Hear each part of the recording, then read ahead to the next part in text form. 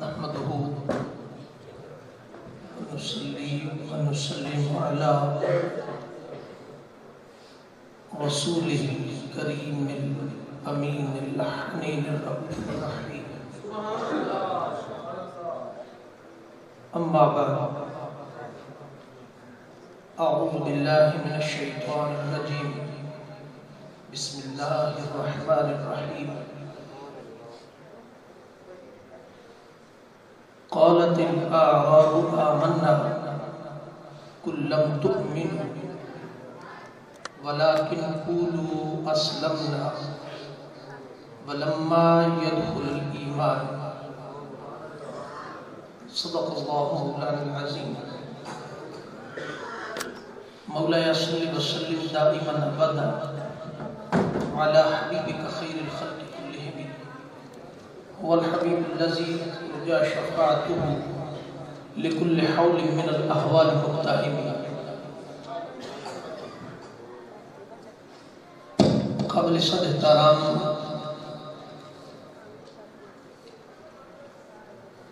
محترم المقام پیر سید ناصر حسین شاہ صاحب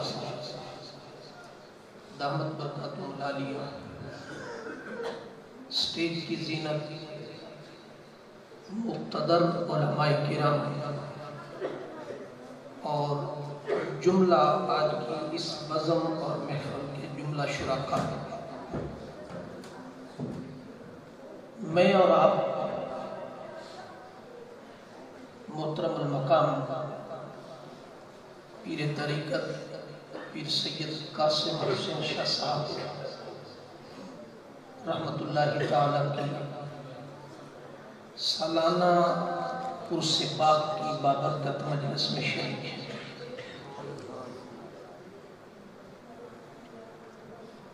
اور ان کے ہی جد امجد کا ذکر کرنے کے لیے جمع ہے.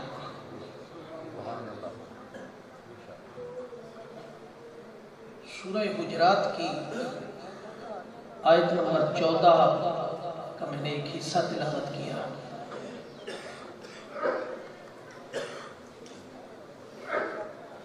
اس آیت مبارکہ کی روشنی میں ایمان کیا ہے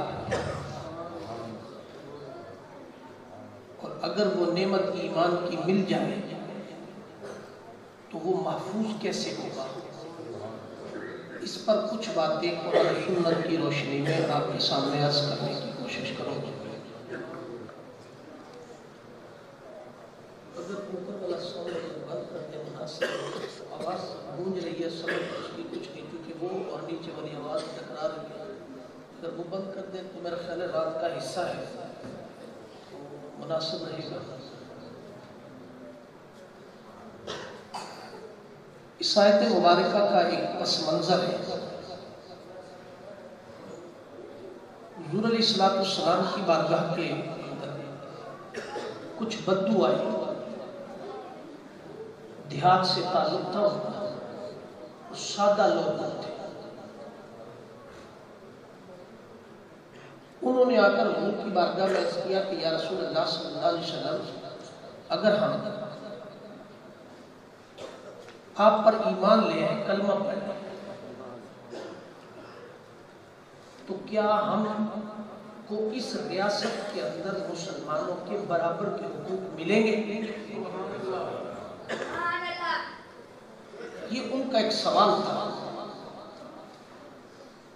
آقا علیہ السلام نے فرمایا کہ اگر آپ ایمان نہ بھی لائیں، اسلام نہ بھی قبول کریں، تو آپ کو اقلیت ہونے کی حیثیت سے اسلام کی اس ریاست کے اندر حقوق ملیں گے جو آپ کے متعین ہیں. اس میں کمی نہیں آتی. مگر اگر آپ کلمہ پڑھ لیتے ہیں اور اسلام قبول کر لیتے ہیں، آپ کی دنیا اور آخرت اچھی ہوتی ہے. سمجھتے ہیں یہ آپ کو فائدہ ہو سکتا ہے. انہوں نے کچھ دنوں کے بعد حضور کی بارگاہ میں حاضر ہوئے اور انہوں نے کلمہ پڑھ لیا. جب کلمہ پڑھ کے وہ کچھ دیر حضور کی بارگاہ میں بیٹھے اور اٹھ کر کے باہر چلے گئے۔ جب چلے گئے تو راستے میں ایک صحابی ملے ان بدوؤں کو۔ صحابی نے پوچھا کہ آپ کہاں سے آئے؟ انہوں نے کہا کہ ہم نے آج کلمہ پڑھا ہے اور ایمان قبول کر لیا ہے، ایمان قبول کر لیا ہے۔ اب صحابی کو بھی کچھ عرصہ ہوا تھا اسلام کے دائرے میں داخل ہوئے، بہت زیادہ معلومات نہیں تھی، پختگی نہیں تھی۔ ان کے ذہن میں خیال آیا کہ اس طرح تو بہت لوگ آتے ہیں جو کلمہ پڑھ کر کے چلے جاتے ہیں اور باہر کہتے ہیں کہ ہم نے کلمہ پڑھ لیا، تو ہو سکتا ہے یہ بھی اسی طرح ہو، جھوٹ بول رہے ہو، کوئی غلط فہمی ہو۔ ان کو یقین نہیں آیا ان کی زبان پر۔ وہ بازو پکڑ کر کے دوبارہ پھر حضور کی بارگاہ میں ان بدوؤں کو لایا۔ بڑی توجہ طلب بات ہے کیونکہ میری گفتگو کا بنیادی عنصر اس کا تعلق عقیدے کے ساتھ ہوگا، لہذا کیونکہ میری بہت زیادہ ڈیمانڈ دیگر نعت خوان اور علماء کی طرح سبحان اللہ کی نہیں ہے۔ میری ڈیمانڈ ہے کہ آپ میری شکل جیسے تیسے ہے اس کو دیکھیں ذرا اور توجہ میری طرف رکھیں تو آپ کو کوئی بات سمجھ آ جائے گی۔ تو فرمایا کہ حضور کی بارگاہ میں لے آئے، اس صحابی نے پوچھا یا رسول اللہ صلی اللہ علیہ وسلم یہ کلمہ پڑھ کر کے گئے ہیں تو باہر اعلان کر رہے ہیں کہ ہم نے ایمان قبول کر لیا، کیا یا رسول اللہ یہ بات درست ہے کہ انہوں نے ایمان قبول کر لیا؟ سو آقا علیہ السلام نے فرمایا کہ کس نے کہا کہ انہوں نے ایمان قبول کیا؟ میں نے تو نہیں کہا کہ انہوں نے ایمان قبول کیا۔ آقا یہ باہر اعلان کر رہے کہ ہم نے کلمہ پڑھا اور ایمان قبول کر لیا۔ میرے لفظوں پر ذرا غور کرنا ہے آپ کو۔ آقا انہوں نے اعلان کیا کہ ہم نے کلمہ پڑھ لیا ہے اور ایمان قبول کر لیا۔ آپ نے فرمایا نہیں،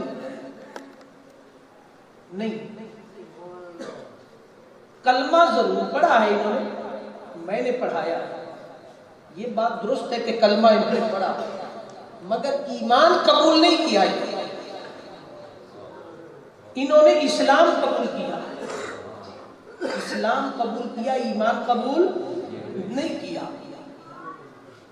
اب اگلی بات ابھی نہیں کہی تھی تو جبریل امین علیہ السلام اس آیت مبارکہ کو لے کے حاضر ہوتے اور عرض کیا کہ یا رسول اللہ صلی اللہ علیہ وسلم ان بدوؤں کو بھی اور اس صحابی کو بھی یہ بات کلیئر کرتے واضح کر دیں کہ قالت الاعراب آمنا قل لم تؤمنوا، انہوں نے ایمان قبول نہیں کیا۔ قالت الاعراب آمنا قل لم تؤمنوا ولیکن قولوا اسلمنا، انہوں نے اسلام قبول کیا۔ ولما يدخل الایمان، ابھی ایمان ان کے قلوب و اذہان پر وارد نہیں ہوا، اسلام قبول کیا۔ اب صحابی پہلے ہی کنفیوژن کا شکار تھے اور معاملہ گڑبڑ ہو گیا کہ میں تو ان کو منوانے آیا تھا، خود بہت ساری چیزیں سمجھنی پڑ گئی، یہ کیا معاملہ ہوا؟ صحابی نے عرض کیا یا رسول اللہ ایمان کیا ہے اور اسلام کیا ہے؟ یہ بڑا بنیادی فرق ہے، بنیادی فرق ہے۔ ہم ایک مہینے سے حضور علیہ السلام کا میلاد پاک منا رہے ہیں۔ ہر چیز کے کرنے کے کچھ مقاصد ہوتے ہیں اور ان کی کچھ بنیاد ہوتی ہے، اور جب تک ان مقاصد کو اس بنیاد کو نہ سمجھا جائے تو اس کے فوائد نہیں ملتے۔ فرمایا یا رسول اللہ اسلام اور ایمان میں کیا فرق ہے؟ آقا نے فرمایا نماز پڑھنا، روزہ رکھنا، حج کرنا، زکوٰۃ دینا، اعمال صالحہ کرنا، تقوی اختیار کرنا، اللہ اللہ کرنا، قرآن کی تلاوت، حج، سارے اعمال صالحہ۔ آقا نے فرمایا یہ سارے کا سارا اسلام ہے، ایمان نہیں، ایمان نہیں ہے، اسلام ہے۔ تو یا رسول اللہ پھر ایمان کیا ہے؟ فرمایا کائنات کی ہر چیز سے کٹ کر، کائنات کی ہر چیز سے بڑھ کر، دنیا و ما فیہا کی ساری دولتوں سے نکل کر کے، فرمایا ہر چیز سے بڑھ کر کے، فرمایا میرے محبوب کی ناموس پر مر مٹنے کا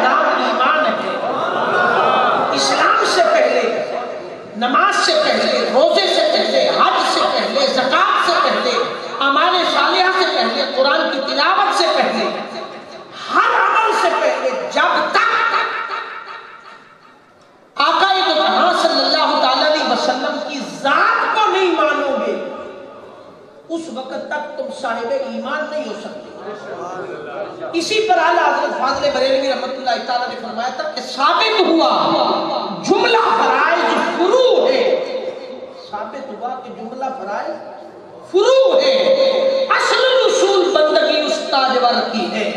جب تک محمد الرسول اللہ صلی اللہ علیہ وسلم کی ذات کو نہیں مانو گے، نہ قرآن کو مانا جا سکتا ہے، نہ نماز کو مانا جا سکتا ہے، نہ شریعت کو مانا جا سکتا ہے، نہ اعمال صالحہ کو مانا جا سکتا ہے، نہ رب کو مانا جا سکتا ہے۔ کیوں کہ رب کائنات نے کہا کہ یزمان کی مسجد میں بیٹھ کر کے میرا ذکر کرنے والوں، مجھے اگر ماننا ہے تو تمہیں دہلیز مصطفیٰ پر کھڑا ہونا ہوگا۔ سو پتہ چلا کہ انہوں نے کلمہ پڑھا ہے، اسلام قبول کیا، ایمان قبول نہیں کیا۔ یاد رکھیں کہ اسلام کلمہ پڑھ لینے سے بندہ مسلمان ہو جاتا ہے، صاحب ایمان ہونے کے لیے کچھ اور کرنا پڑتا ہے، صاحب ایمان ہونے کے لیے کچھ اور کرنا۔ اب یہاں اس پس منظر کے بعد ہم ایمان کی شرح کو تھوڑا سا کرتے ہیں کہ ایمان کی شرح کیا ہے۔ امام راغب اصفہانی علیہ الرحمہ نے متعدد معنی ایمان کے بیان کیے، مگر ہم یہاں 2 معنی لیں گے، مگر زیادہ شرح ایک کی ہوگی کیونکہ اتنا وقت کم ہے۔ ایک معنی ایمان مشتق ہے امن، سلامتی، الف میم نون امن، اس کو کہتے ہیں کہ جہاں کوئی خوف نہ ہو، دہشت نہ ہو، ڈر نہ ہو کسی قسم کا۔ فرمایا وہ جگہ امن اور سلامتی والی ہے، اور جہاں امن ہوتا ہے وہاں دہشت نہیں ہوتی۔ ایمان بمانا امن، اس معنی کے مطابق پتہ چلا کہ جس شخص کے اندر ایمان داخل ہو جاتا ہے وہ دہشت گرد نہیں ہوتا۔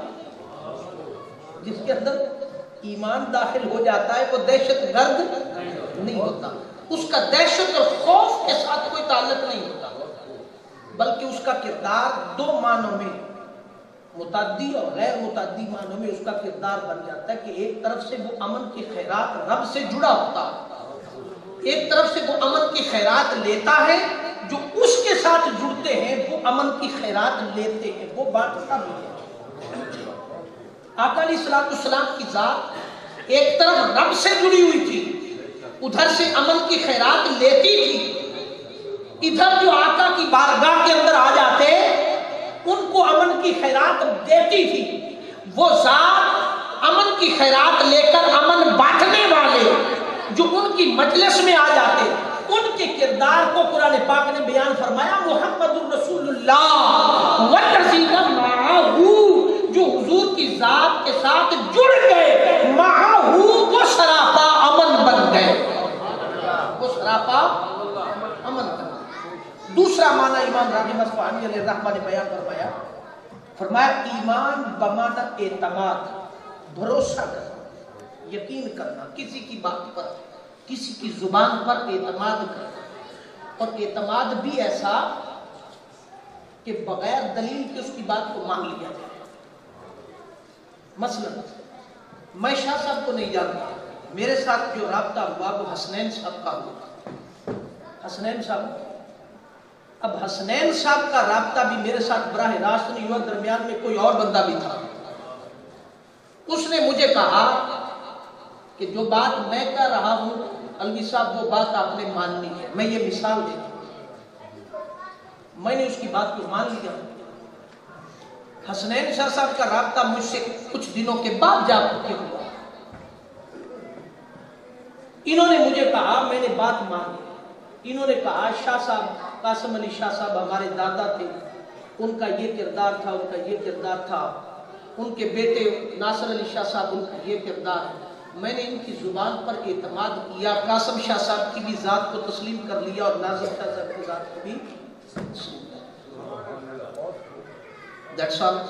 میں نے حسنین صاحب کی زبان پر اعتماد کیا اور دیکھا انہیں بھی کوئی نہیں، ملاقات آج بھی، زبان پر اعتماد کر لیا اور اعتماد کر کے پورا ایک تصور بنا لیا کہ وہاں حسنین شاہ صاحب ان کے بھائی ناصر شاہ صاحب، قاسم شاہ صاحب، یہ ایک سادات کا گھرانہ ہے اور لوگ ان کی بہت عزت اور قدر کرتے ہیں اور ان کا بڑا مقام ہے، قدر و قیمت ہے۔ میں نے ان کی بات کو تسلیم کر دیا۔ اب میں نے شاہ صاحب کو یا قاسم شاہ صاحب کو مانا کس کے کہنے پر؟ حسنین شاہ صاحب کے کہنے پر، حسن شاہ صاحب کے کہنے پر مانا۔ ان کی بات کو میں نے تسلیم کر دیا۔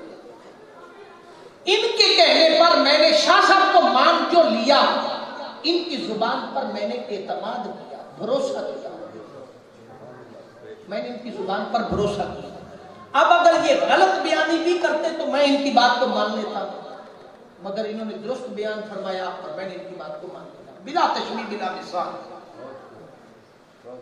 بات بڑی توجہ طلب ہے۔ فرمایا ایمان بمانا بھروسہ، ایمان اس کی تعریف شرعی یہ ہے کہ بغیر کسی دلیل کے، بغیر دیکھے آقا علیہ الصلوۃ والسلام کی ذات کو مان لینا، اس کا نام ایمان ہے۔ تو اس کی شرح امام راغب اصفہانی نے بیان فرمایا ایمان بمانا بھروسہ۔ ہم ہر کام سے پہلے جب تک آقا علیہ الصلوۃ والسلام کی ذات پر بھروسہ نہیں کریں گے، اعتماد نہیں کریں گے، اس وقت تک شریعت کا کوئی عمل بھی آپ کا قائم نہیں ہو سکتا۔ اگر آپ حضور کی ذات کو درمیان سے نکال دیں اور کہیں کہ براہ راست رب کو مان لے تو آپ کا شریعت اور دین کے اندر کچھ بھی نہیں بچتا، کچھ بھی نہیں بچتا۔ میں ایک مثال دیتا ہوں۔ ہم 30 سپارے قرآن پاک کے پڑھ رہے نا کہ نہیں؟ آ جاؤ آپ تلاوت کرتے ہو کہ کوئی نہیں کرتے ہو؟ روٹین تو کوئی نہیں ہو رہی ساڈے پاس تو روٹین ہے کہ سویرے نماز پڑھی تو نماز پڑھنے تو بعد قرآن پاک میں چوم چاٹ کے الماری چ رکھ دیتا ہوں کہ تم اتنے پیار ہو تو میں چلے، میں سارا دن جھوٹ بھی بولنا، رشوت بھی لینی، ہیرا پھیری بھی کرنی، لوگوں کی زمینہ تے قبضہ بھی کرنا، سارا کو تینوں چمی چٹی جانا پر تم اتنے پیار میں خیال رکھی۔ قرآن کی فکر تو یہاں تک رہ گئی ہے۔ وہ قرآن جو آج ہم 30 سپاروں کی شکل میں پڑھ رہے ہیں، مجھے ایمانداری سے بتانا، بالخصوص نوجوان طبقہ اور پڑھا لکھا طبقہ میری طرف متوجہ رہنا، سارے کام آپ ایکٹیویٹی چھوڑ دیں اور میری طرف توجہ کریں۔ تھوڑا سا ٹائم میں نے لینا، بیٹے آپ بیٹھے۔ فرمایا کہ وہ جو قرآن پاک آج تک ہم تک پہنچا، وہ قلب مصطفیٰ صلی اللہ علیہ وسلم پر اترا اور لے کر کون آیا؟ جبریل امین آئے۔ جبریل ایک فرشتہ ہے، اس کو انسانی آنکھ نہیں دیکھ سکتے۔ جبریل ایک فرشتہ، انسانی آنکھ۔ صحابہ صرف اتنی ججمنٹ کرتے تھے کہ جب آقا علیہ الصلوۃ والسلام کی طبیعت مبارکہ کے اندر کوئی اضطراب پیدا ہوتا تو صحابہ محسوس کرتے کہ وحی کا نزول ہو رہا ہے، اور جب کوئی اضطراب کی کیفیت ختم ہو جاتی تو صحابہ محسوس کرتے کہ وحی کا نزول ختم ہو رہا ہے۔ جبریل کو آتے کسی نے نہیں دیکھا، جاتے کسی نے نہیں دیکھا، سنتے کسی نے نہیں دیکھا، سناتے کسی نے نہیں سنا، نہ کان سے سنا، نہ آنکھ سے دیکھا، نہ آواز، نہ آہٹ، کچھ نہیں پتا۔ کتنی دیر حضور کی بارگاہ میں بیٹھے رہے یہ بھی کسی کو کوئی خبر نہیں۔ جبریل کے چلے جانے کے بعد حضور چپ، خاموش، کوئی جملہ نہیں بولا۔ آدھا منٹ گزرا، 2 منٹ گزرے، 3 گزرے، 4 گزرے، گھنٹہ گزرا، 10 گھنٹے گزرے، 1 دن گزر گیا، 4 دن گزر گئے، 10 دن گزر گئے، مہینہ گزرنے کے بعد آقا علیہ الصلوۃ والسلام نے صحابہ کو بلایا، صحابہ وہ فلاں دن جبریل آیا تھا اور اتنی آیات وہ دے کر کے چلا گیا، اس کو یاد بھی کر لیں اور جو اس وقت نظام تھا لکھنے کا اس پر لکھ بھی لیں۔ مہینے کے بعد کسی ایک صحابی کی بھی جرت نہیں ہوئی کھڑے ہو کر کے عرض کرے کہ یا رسول اللہ 1 مہینہ پہلے کی بات ہے، ہو سکتا کوئی درمیان میں لفظ رہ گیا ہو، کوئی آیت چھوٹ گئی ہو، آقا اس وقت کیوں نہیں بتایا؟ فرمایا میری منشا، میری مرضی، میں اسی لمحے بتا دوں یا مہینے کے بعد بتاؤں، یہ میری منشا ہے۔ فرمایا جو کچھ میں نے کہا اس کو لکھ لو، میں نے جو کچھ کہا لکھ لے۔ کسی صحابی کی جرت نہیں پوچھنے کی، मिनुआन जो हुजूर ने जुबान मुबारक से इरशाद फरमाया वो लिख लिया। और वो करते करते एक दिन आका ने फरमाया कि ये 30 सिपारे हैं कुरान पाक के, 30 सिपारे, और हम आज तक 30 सिपारे कुरान पाक की तिलावत कर रहे हैं।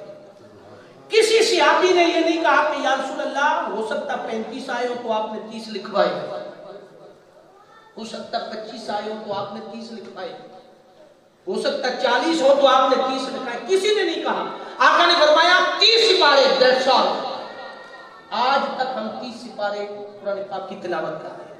ईमान से बताएं, कुरान पाक जो आज हम पढ़ रहे हैं वो किसकी जुबान पर एतमाद करके पढ़ रहे हैं? वो जुबाने मुस्तफा पर एतमाद करके पढ़ रहे हैं। अगर हुजूर जुबान से कुरान पाक की तिलावत न फरमाते, न क्यों बख्श देते जुबान अक़दस को, तो क्या वो 30 सिपारे हम तक पहुंच सकते? क्योंकि जिब्रील को हम नहीं सुन सकते, खुदा बरह रास्त हमसे मुखातिब नहीं, तो फिर हम तक कुरान किसने पहुंचाया? रसूल खुदा सल्लल्लाहु अलैहि वसल्लम। कुरान की बात करने से भी पहले, कुरान का हवाला भी पूछने से पहले उस साहिब कुरान को मानना होगा। अगर वो नहीं माना जाएगा तो कुरान को कभी नहीं माना जाएगा। तो पहला माना ईमान बमाना भरोसा और एतमाद, हुजूर की जुबान पर एतमाद करके कुरान को आज हम पढ़ रहे हैं। नंबर 1। जरा थोड़ी सी तारीफ को पीछे ले जाते हैं ईमान के हवाले से। हजरत आदम अलैहिस्सलाम से लेकर आका अलैहिस्सलाम तक 1,24,000 कम पेशम अलैहिस्सलाम दुनिया में तशरीफ लाए,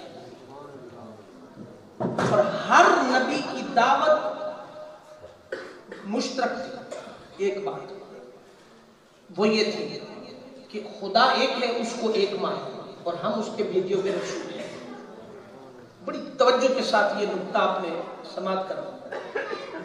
हम भेजे हुए रसूल हैं और खुदा को एक माना, और हर कौम ने एक ही जवाब हर नबी को दिया, फरमाया कि हम आपको कि आपको देख रहे हैं, और आपके खुदा को उस वक्त मानेंगे जब हम उस खुदा को अपनी आंखों के सामने देख लेंगे, तो फिर मानने के लिए। हर नबी ने ये सवाल अल्लाह रब्बुल इज्जत की बारगाह में रखा कि मौला ये तुझे देख कर मानने के लिए तैयार हो गए, देख कर मानने के लिए तैयार हो गए, तो क्या तू इन्हें अपना आप दिखा सकता है? तो हर नबी को जवाब मिला कि मैं दिखाना नहीं चाहता, और ये देखने की सलाहियत नहीं रखते। बस बगैर दलील के मोजज़ात को देखकर अगर ये खुदा मानना चाहते हैं तो मान ले, नहीं मानना चाहते तो ला इकराह फिद्दीन क़द तबय्यन रुश्द मिनल गय, कोई जबर तो नहीं है, इनकी मर्जी, नहीं मानते ना माने। बारी आ जाती है आमिना के लाल की। आका अलैहिस्सलाम ने भी वही बात कही कि लोगों, अगर मैं कहूं कि पहाड़ी के पीछे से एक लश्कर आ रहा है तो क्या मानोगे? सबने कहा जी हाँ बिल्कुल मानेंगे। उनका क्यों मानेंगे? आपने आज तक कभी झूठ नहीं बोला, बददियांती नहीं की, इसलिए आपकी जात को मानते हैं। फरमाया अगर मुझे मानते हो तो फरमाया फकत लबिस्तु फीकुम उमरन मिन क़ब्लिही अफ़ला ताक़िलून, मैंने 40 साल तुम्हारे अंदर गुजारे हैं, तुमने मेरे किरदार को देखा, मैंने कभी बददियांती और झूठ पर मबनी कोई बात नहीं की जिसकी गवाही आपने भी दी। इसी बुनियाद पर अगर मैं कहूं कि खुदा वहदहु ला शरीक एक खुदा है और मैं उसका बेटा व रसूल हूं तो तुम मानोगे? तो वहां दो ग्रोह बन गए, और एक ग्रोह के सरबराह सैयदना सिद्दीक़ अकबर रज़ियल्लाहु ताला अन्हु बन गए। उन्होंने कहा सदक़त या रसूल अल्लाह, आमन्ना या रसूल अल्लाह सल्लल्लाहु अलैहि वसल्लम, जैसे आपने फरमाया दुरुस्त है, कोई दलील नहीं मांगी। दूसरा ग्रोह अबू लहब की क़यादत में बन गया। उन्होंने कहा यहाँ तक तो बात ठीक है कि आप जो कह रहे हैं वो ठीक है, मगर खुदा की बात की बारी की मानने की बात आई है तो पहले उस खुदा को लाकर हमें दिखाओ, वही पिछली बात है, फिर हम देख कर मानने के लिए तैयार हैं, मानेंगे, देखेंगे। आका ने फरमाया क्या मेरी जुबान पर एतमाद नहीं? फरमाया सारी बातों पर एतमाद है मगर खुदा वाली बात पर एतमाद, वो दिखाए फिर मानेंगे, फिर मानेंगे। आका अलैहिस्सलाम ने हस्बे रिवायत आका رب کی بارگاہ میں پیش ہوئے، عرض کیا یا رسول اللہ ایک گروہ مان گیا ہے، دوسرے گروہ نے ساری باتیں مان لی ہیں، پر تجھے دیکھنے کی شرط رکھی ہے، تو کیا تو دکھائے گا ان کو اپنے آپ، یہ تجھے دیکھ کر مان لے؟ تو رب کائنات نے بھی وہ سابقہ جواب دیا، فرمایا میں دکھانا نہیں چاہتا، یہ دیکھنے کی صلاحیت نہیں رکھتا، پر محبوب ایک جواب میں نے 1,24,000 کم و پیش انبیاء کو پیچھے نہیں دیا، وہ تمہیں دینا چاہتا ہوں، وہ جواب میں نے پیچھے کسی کو نہیں دیا، وہ تمہیں دینا چاہتا ہوں۔ فرمایا وہ جواب کیا ہے؟ فرمایا محبوب اگر میں نے دکھانا ہوتا تو 1,24,000 انبیاء کا پروٹوکول کیوں بھیجتا، یہ کائنات کیوں بناتا؟ محبوب اگر میں نے اپنا آپ دکھانا ہوتا تو تجھے وجہ تخلیق کائنات کیوں بناتا؟ محبوب جو جواب تجھے دینا چاہتا ہوں وہ یہ ہے کہ محبوب جو شخص یہ کہتا ہے کہ میں رب کو دیکھنا چاہتا ہوں، اے محبوب میری حقیقت کا مظہر عدم بن کر کے میری جگہ پر اے محبوب تو اپنے آپ کو پیش کر اور انہیں بتا جو مجھے دیکھنا چاہتا ہے وہ تجھے دیکھے، جو تجھے دیکھے گا وہ مجھے دیکھے گا، نہیں تیرے رسول فقط عطا اللہ، جو تیری اطاعت کرے گا وہ میری اطاعت کرے گا، قل ان کنتم تحبون اللہ فاتبعونی یحببکم اللہ، جو مجھ سے محبت کرنا چاہتا ہے محبوب وہ تجھ سے محبت کرے۔ فرمایا وَلَوْ أَنَّهُمْ إِذْ ظَلَمُوا أَنفُسَهُمْ جَاءُوكَ فَاسْتَغْفَرُوا اللَّهَ وَاسْتَغْفَرَ لَهُمُ الرَّسُولُ لَوَجَدُوا اللَّهَ تَوَّابًا رَحِيمًا، جو مجھ سے بخشش مانگنا چاہتا ہے محبوب کو تیرے دروازے پر آئے، تو معاف کرے گا؟ تو فرمایا میں انہیں معاف کر دوں، اگر تو نہیں معاف کرے گا تو فرمایا میں معاف نہیں کروں۔ اور اگلی بات کیا فرمایا؟ محبوب انہیں بتا دے رَأَيْتَ الْمُنَافِقِينَ يَصُدُّونَ عَنْكَ صُدُودًا، محبوب جب تو انہیں میری طرف بلاتا ہے تو خوشی سے سارے بھاگے آتے ہیں کہ رب نے بلایا، اور محبوب جب تو انہیں اپنی طرف بلاتا ہے تو ماتھے پر بل پڑتی ہے اور دل گھٹنے لگتا ہے، سینہ کمزور ہونے لگتا ہے، تو انہیں بتا دے جو تیری بارگاہ میں نہیں آنا چاہتا، رَأَيْتَ الْمُنَافِقِينَ يَصُدُّونَ عَنْكَ صُدُودًا، جو تیرا نہیں بن سکتا تو میرا بننے کی کوشش نہ کرے، میں اسے اپنا بنانا۔ محبوب جو مجھے دیکھنا چاہتا ہے وہ تجھے دیکھے، قالت الاعراب آمنا قل لم تؤمنوا، علامہ بیزاوی نے لکھا، علامہ حجر اسقلانی نے لکھا، شیخ عبدالحق محدث دہلوی نے لکھا، فرمایا رب کہتا ہے کہ اے یزمان کی مسجد میں بیٹھ کر میلاد مصطفیٰ سننے والوں، میں تمہارا براہ راست رب ہوں نہیں، میرا تمہارا کوئی تعلق نہیں ہے، مت کسی غلط فہمی میں رہو، میرا تمہارا کوئی تعلق نہیں ہے۔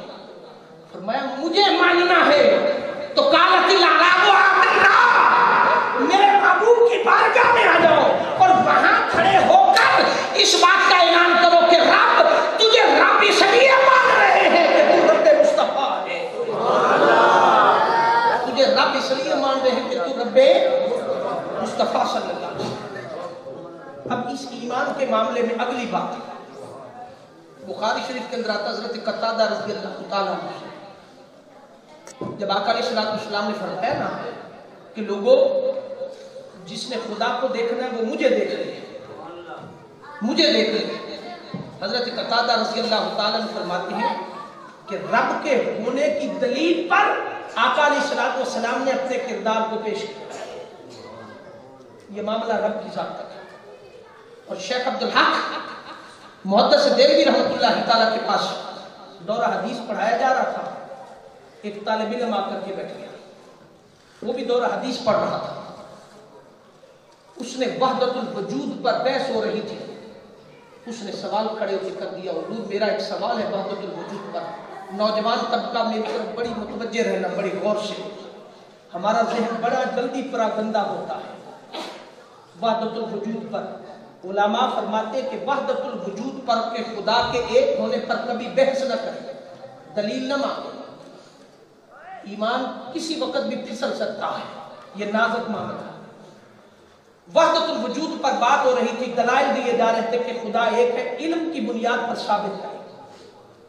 ایک طالب علم کھڑا ہوا، اس نے کہا حضور میں ساری بات آپ کی مانتا ہوں، تسلیم کرتا ہوں کہ جو بات آپ نے فرمائی وہ درست فرمائی کہ خدا ایک ہے۔ آپ سے لے کر اوپر تک تمام محدثین سند کے ساتھ، روایات کے ساتھ، مستند کتب میں ائمہ نے، مجتہدین نے، محدثین نے بیان فرمایا کہ خدا ایک ہے۔ یہ کتابوں سے بات ثابت ہے، خدا ایک ہے۔ مگر حضور میں چونکہ شاگرد ہوں، آپ استاد ہیں، میرا ایک سوال ہے ذہن میں برا کہ 99% کتابوں سے یہ بات ثابت ہے کہ خدا ایک ہے، پر میرا ایک سوال ہے، وہ 1% سوال ہے۔ کسی ایک مورخ نے بھی، محدث نے، مجتہد نے، امام نے کتاب دے اندر یہ گل نہیں لکھی کہ خدا کتاباں تو ثابت ہے کہ ایک ہے، مگر اساں اکھاں نال بھی ویکھیا ہے کہ خدا ایک ہے۔ یہ گل کسی نے نہیں لکھی، یہ بات کسی نے نہیں لکھی کہ ہم نے آنکھوں سے دیکھا بھی ہے کہ خدا ایک ہے۔ کتابوں سے تو ہر کوئی ثابت کر رہا ہے، پر میرا سوال ہے حضور کہ قیامت والے دن چونکہ ویکھیا کسی نے نہیں تے 1% کی گنجائش تو باقی ہے نا، 1% کی گنجائش تو باقی ہے نا۔ قیامت والے دن کہ خدا ایک نہ ہوئے، 2 ہوئے، 3 ہوئے، 4 ہوئے تو پھر کی کریں گے؟ اساں نمازاں پڑھیاں ایک دیاں، روزے رکھے ایک دے، قرآن پڑھیا ایک دا، تلاوت کیتی ایک دی، حج کیتے ایک دے، مناظرے کیتے ایک دے، لڑتے رہے ایک پیچھے، تسبیحاں پڑھیاں ایک دیاں، وظیفے کیتے ایک دے، مدد منگتے رہے ایک کو، تے قیامت آ گئی تے تو خدا 2-3 نکل آئے، ہن کی کرے؟ بس یہ میرا سوال ہے۔ وہ بھی تو شیخ عبدالحق محدث دل بھی تھا، کمال کی شخصیت۔ آپ نے فرمایا بیٹھ جو سوال بڑا تو نے دلچسپ کیا ہے تو میرا جواب بھی دلچسپ ہے، سن لے۔ آپ نے فرمایا بیٹے تو گھبرا کیوں گیا ہے 1% کہ خدا دیکھا نہیں؟ گھبرانے کی کوئی بات نہیں۔ فرمایا بیٹھ جاؤ تسلی کے ساتھ، گھبرانے کی کوئی ضرورت نہیں ہے۔ فرمایا قیامت کے دن اگر خدا 2 ہوئے، 3 ہوئے، 1 سے زائد ہو گئے تو پرواہ نہیں، پرواہ ٹینشن لینے کی ضرورت نہیں، نہ پریشان ہونے کی ضرورت ہے۔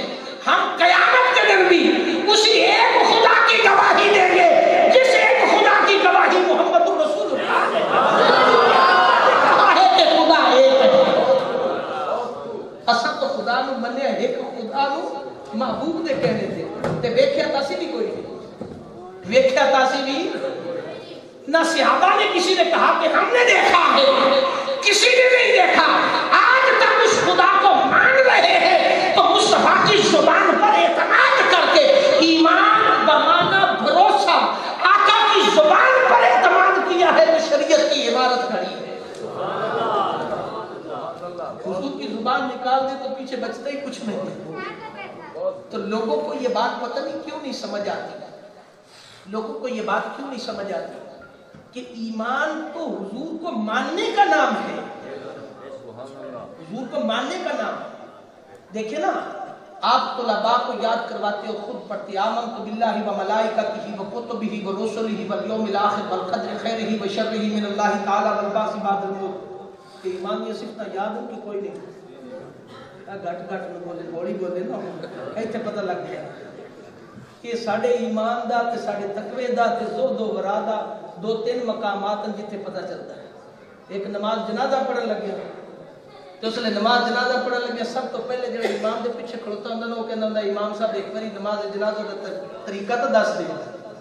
تو کتنی شرم کی بات ہے، کتنے ڈوب مرنے کی بات ہے کہ نماز جنازہ کو سکھ اور ہندو پڑھنے تو نہیں آئے نا، مسلمان ہی آئے نا۔ مسلمانوں کی نماز جنازہ میں ضرورت پڑ جاتی ہے کہ نماز جنازہ کا طریقہ بتا دیں۔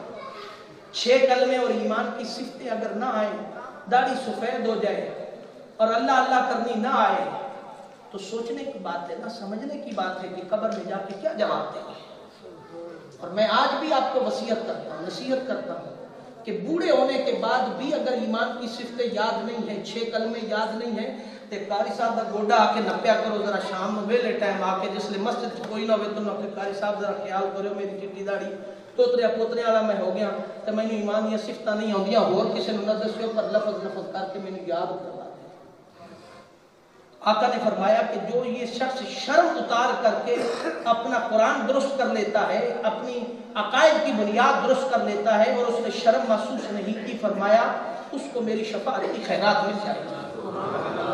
تے شرم محسوس نہ کرو کہ چٹی داڑھی ہو گئی تو دوترے پوترے والا ہو گیا تو میں ہونی نماز نہیں ہوندی. ہولی جا کے تے قاری صاحب نو ذرا منت کر لے. وہ قاری صاحب کسی اور نو نہ دسو تو میں تہاڈے کول شام دے ٹائم آیا کراں گا تے مینوں ایک ایک لفظ کر کے یاد کرواؤ. کر لیں گے کہ نہیں کر لیں گے؟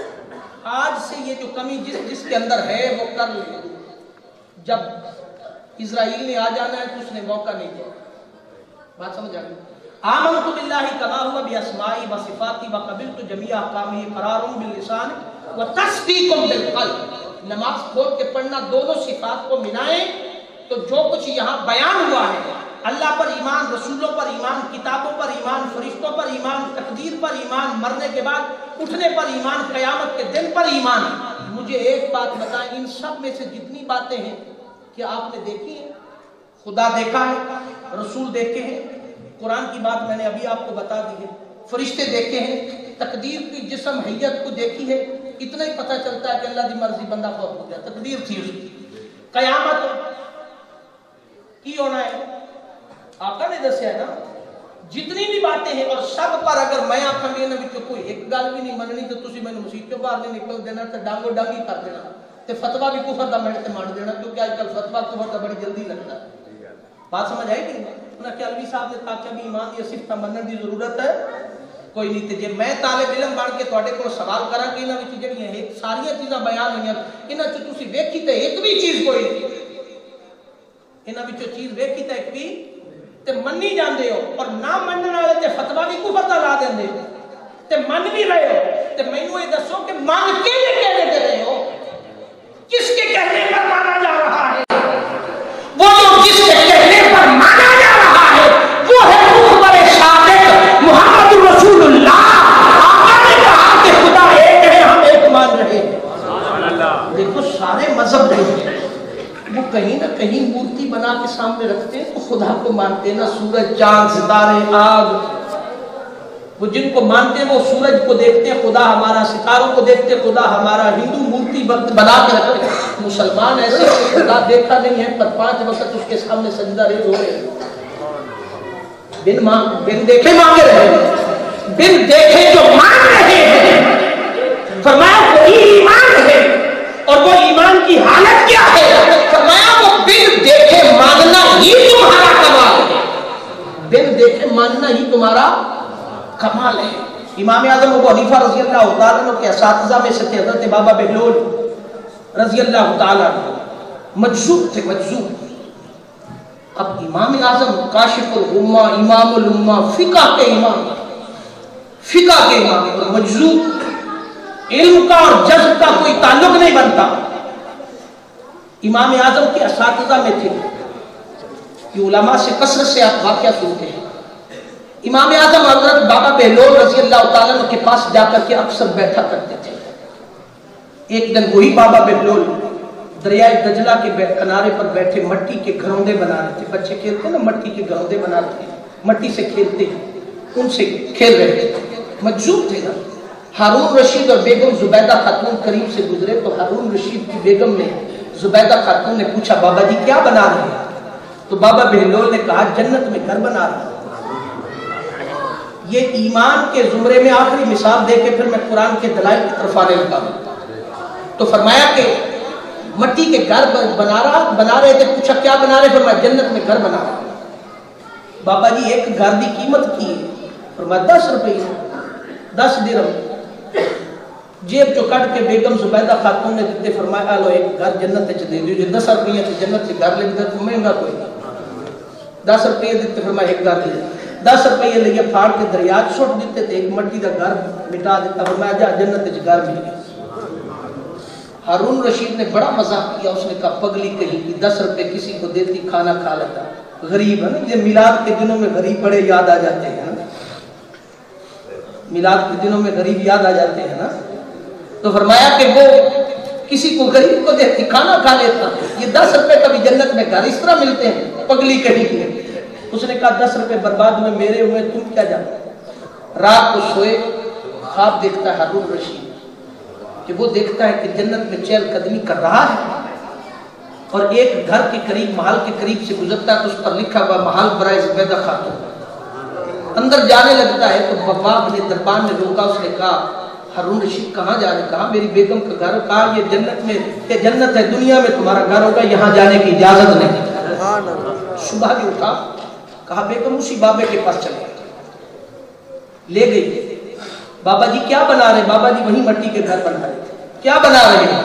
فرمایا جنت میں گھر بنا رہا۔ فرمایا بابا جی بیچتے ہیں؟ فرمایا جی ہاں بیچتا ہوں۔ آج ایک گھر کی قیمت کیا ہے؟ فرمایا آج 10,000 درہم ہے۔ کل 10 روپے، آج 10,000 درہم ہے۔ بابا جی اتنی مہنگائی ہے، تبدیلی نالوں بھی کام بڑھ گیا ہے۔ وہ پھر کو کم از کم 2 گھنٹے سا لائے لندن تو اسی 2 بھی نہیں لے۔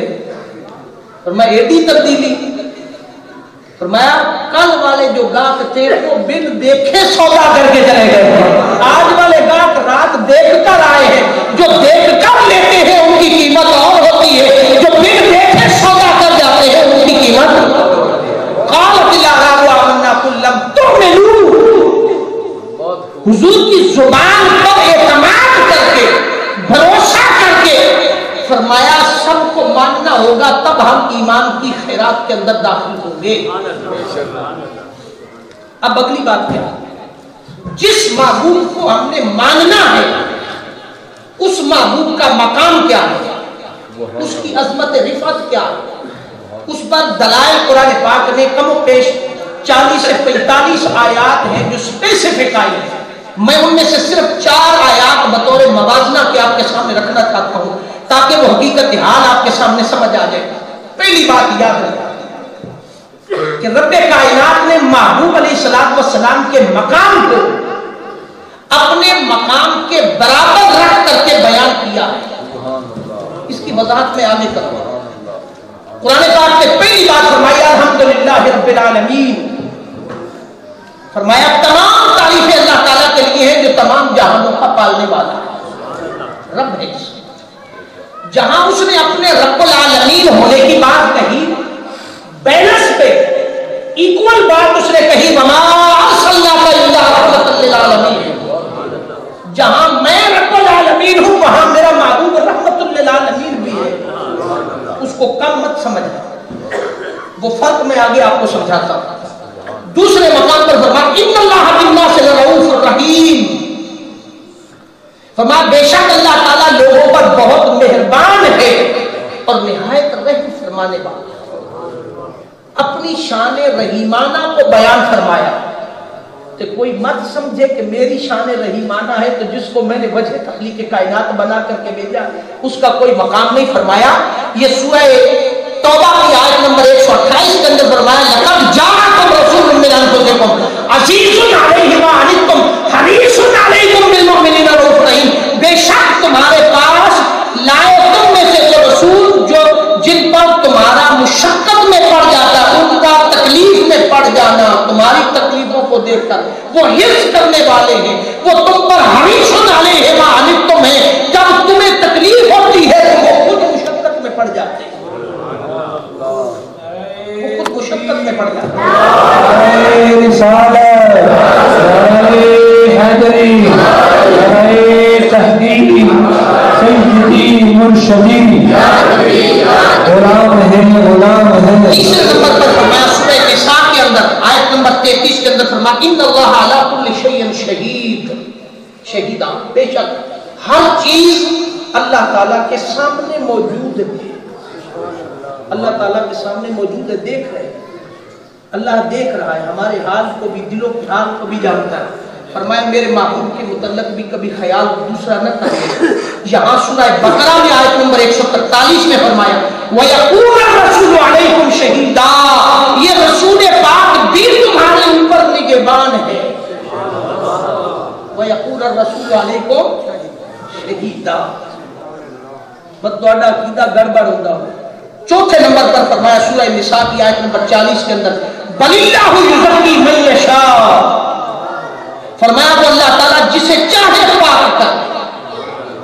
اور ادھر آقا کے متعلق فرمایا سورہ آل عمران کے اندر آیت نمبر 164 کے اندر لَقَدْ مَنَّ اللَّهُ عَلَى الْمُؤْمِنِينَ إِذْ بَعَثَ فِيهِمْ رَسُولًا مِّنْ أَنفُسِهِمْ يَتْلُو عَلَيْهِمْ آيَاتِهِ وَيُزَكِّيهِمْ وَيُعَلِّمُهُمُ الْكِتَابَ وَالْحِكْمَةَ۔ وہ رسول قرآن پاک کی آیتیں بھی تلاوت کرتا ہے پھر توجہ بھی کرتا ہے، تمہارے دلوں کو پاک اور صاف بھی کرتا ہے، تزکیہ نفس بھی کرتا ہے، پاک بھی کرتا ہے۔ 4 آیات صرف بطور دلائل کے آپ کے سامنے رکھتے ہیں۔ یہ آیت آقا علیہ السلام کا مقام عظمت بیان کرنے کے بعد آقا علیہ السلام کے مقام ادب کو رب نے کیسے بیان فرمایا؟ ابو کی امت سنو ذرا، میں رب ہو کر تمہیں اپنے معبود وجہ تخلیق کائنات کا ادب سکھا رہا ہوں۔ فرمایا وہ ادب کیا ہے؟ فرمایا میں نے انبیاء سے جب بھی مخاطب ہوا ان کے نام سے مخاطب ہوا، یا زکریا انا نبشرک بغلام اسمہ، فرمایا اے زکریا آپ کو لڑکے کی بشارت دی ہم، یا یحییٰ خذ الکتاب بقوہ، اے یحییٰ کتاب کو مضبوطی سے تھام لے، یا موسیٰ انی اصطفیتک علی الناس، اے موسیٰ میں نے تجھے لوگوں میں سے چن لیا ہے، یا عیسیٰ انی متوفیک، اے عیسیٰ میں تجھے پوری امت تک پہچاننے والا بنا دوں گا۔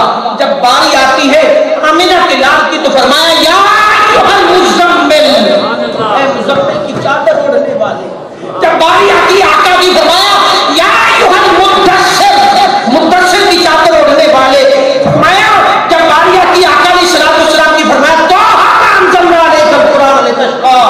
جب باری آتی ہے آقا علیہ السلام کی فرمایا یاسین والقرآن الحکیم۔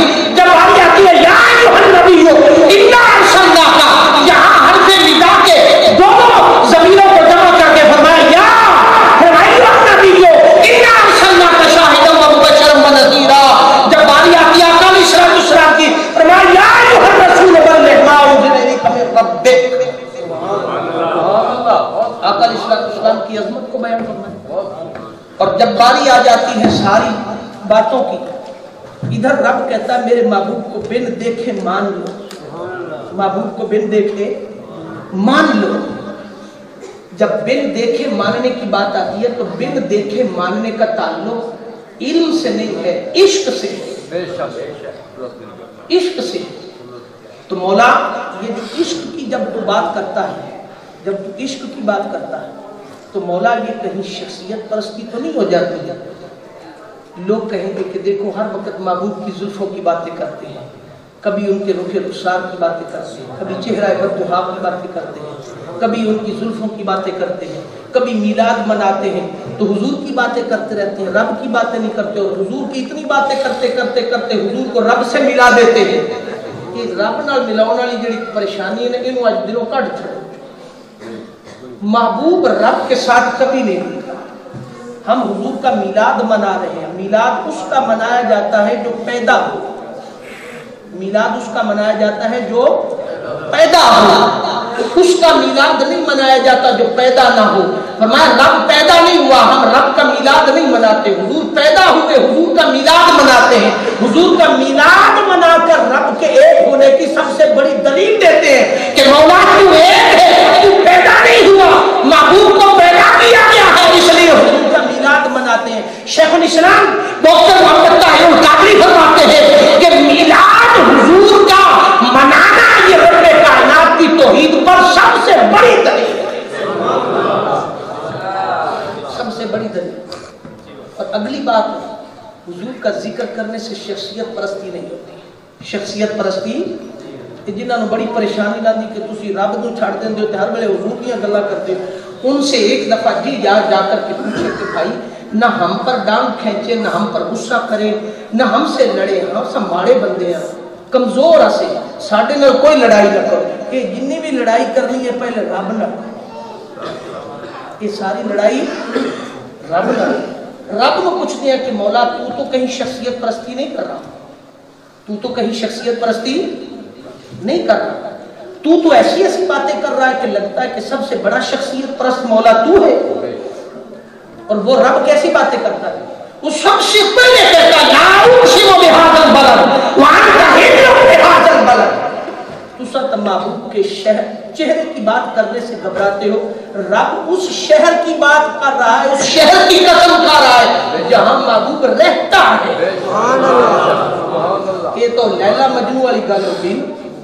لیلا کو کتا آیا تو وہ دے پیر چومن لگا، مجنوں دے کول لیلا دا کوئی کتا آیا نا لیلا دی گلی چ تو دے پیر چومن لگ پیا، انہیں کہا پاگل مجنوں، انہیں کہا میرا نام پہلے بھی مجنوں ہے تو ہن تسی پاگل مزید آکھ لو گے تو کوئی میری صحت تے فرق نہیں پہلے کو پیر کتے نے کیوں چم رہا ہے؟ انہیں کہا جھلیو تھانوں نہیں پتا کہ کتا میری لیلا دی گلی چ آیا اس واسطے میں اس کتے نال پیار ہے کہ میرے لیلا دی گلی چ آیا، اور مجنوں لیلا نال کو دے حسن نال پیار نہیں سی۔ یہ گل یاد رکھیں، لیلا کے ساتھ جو مجنوں کا پیار تھا وہ لیلا کی خوبصورتی کی وجہ سے نہیں تھا، لیلا کا رنگ توے سے بھی زیادہ کالا تھا، لیلا کا رنگ توے سے بھی زیادہ کالا تھا، وہ اور کمال کی بات تھی جو مجنوں کو لیلا سے پیار تھا۔ یہاں وہی بات، مجنوں کوئی غلط نہیں کام کر رہا تھا، یہاں فرمایا لا اقسم بہذا البلد وانت حل بہذا البلد، محبوب میں تیرے شہر کی قسم کھاتا ہوں جہاں تو خرام ناز کرتا ہے، جہاں تو خرام ناز کرتا ہے، تیرے شہر کی قسم کھاتا ہوں۔ حجر اسقلانی نے لکھا، پھر اس کے بعد مستدرک نے لکھا، پھر اس کے بعد آئمہ محدثین نے اس بات کو لکھا، شیخ عبدالحق محدث دہلوی رحمۃ اللہ تعالیٰ نے اپنے عشق کی بات کی اور انہوں نے کمال کر دیا۔ انہوں نے کیا کہا؟ وَالضُّحَىٰ، محبوب تیرے صبح میلاد کی بھی قسم، تیرے صبح میلاد کی بھی قسم، وَاللَّيْلِ إِذَا سَجَىٰ، محبوب تیری شب معراج کی بھی قسم، وَالضُّحَىٰ، محبوب تیری اہل بیت کے مردوں کی بھی قسم، وَاللَّيْلِ إِذَا سَجَىٰ، محبوب تیری اہل بیت کی عورتوں کی بھی قسم، تیرا رب تجھے ناراض۔ عشق کی بات تھی۔ اب اس عشق کو ہر کسی نے بیان کیا، اس عشق کو ہر کسی نے بیان کیا۔ صحابہ کا مقام اور تھا، تبع تابعین کا مقام اور تھا، اسلاف کا مقام اور تھا، اور وہ جو ایمان کی خیرات میں نے آپ کو سمجھائی ہے، اگر وہ نصیب ہو جائے تو پھر حضور سے جڑ جانے میں اس کی حفاظت ہے۔ اس کو اقبال نے اپنے انداز سے بیان کیا، اس نے ایک التجا کی، استغاثہ کیا، تیری جھوک دے آسے پاسے سن دے ہاسے مٹھیاں گالی سنا یار سنیندہ ہاسے،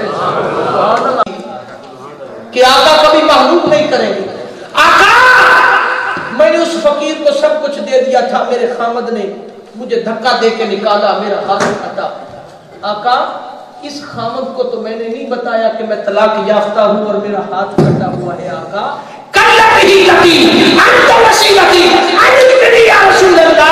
یہ پکارتی ہوئی زمین پر گر پڑی، آنکھ لگ گئی، اور پتہ ہے آنکھ لگ جائے تو پھر کرم بھی ہو جائے گا۔ امام نبھانی فرماتی آنکھ لگنے کی دیر تھی کہ سرکار تشریف لے آئے، جب سرکار تشریف لائے فرمائے بیٹی کیا بات ہے؟ فرمایا آقا سب کچھ جانتے ہو پھر بھی پوچھتے ہیں، کہو تو سنا دیتی ہو۔ فرمایا نہیں بیٹی معلوم ہے۔ فرمایا چاہتی کیوں؟ فرمایا آقا اس خاوند کو تو نہیں پتا کہ میرا ہاتھ پھٹا ہوا ہے اور میں طلاق یافتہ ہوں، اگر اسے پتا چل گیا کہ میرا ہاتھ پھٹا ہوا طلاق یافتہ ہوں، یہ مجھے دھکے دے کے نکال دے گی۔ تو اس فقیر نے کہا تھا کہ آقا کبھی محروم نہیں کریں گے، آقا کیا میں معاشرے کے دھکے کھاتی رہوں گی غلام آپ کی ہو کر، غلام آپ کی ہو کر؟ یہی فکر منہاج قرآن دے رہی ہے کہ امت ہم آقا کی غلامی کا کام بھی بھریں اور در در کے بیٹی نے بازو اوپر کیا، سرکار نے کرم فرمایا، وہ کٹا ہوا ہاتھ مکمل ہو گیا۔ اس کو امام نبھانی نے لکھا ہے۔ ملاقات کر، اس نے کہا ماجرا کیا تھا؟ اس نے کہا بس یہ ماجرا تھا، یہ میرا معاملہ تھا۔ جب اس نے بات بتائی تو اس نے کہا میں بڑا خوش قسمت ہوں کہ مجھے آقا کی ذات سے محبت اور عشق کرنے والی خاتون ملی۔ یہ بات کر سید قاسم علی شاہ صاحب رحمۃ اللہ تعالیٰ کے درجات کو بھی بلندی عطا فرمائے۔ میرا اور آپ کا آنا یہاں رات کے اس حصے میں بیٹھ کر حضور کا ذکر کرنا بھی اپنی بارگاہ کے اندر اللہ پاک شرف قبولیت عطا فرمائے۔ ان کی اولاد کو اللہ پاک استقامت عطا فرمائے کہ حضور کے نغمے الاپتے رہیں، حضور کا ذکر جاری رہے، آپ سنتے رہیں اور استفادہ کرتے رہیں۔ حضور کی ذات سے محبت، حضور کی آل سے محبت ہمیشہ ہماری قائم رہے۔ رب کائنات ہماری حاضری کو قبول فرمائے۔ وما علینا الا البلاغ۔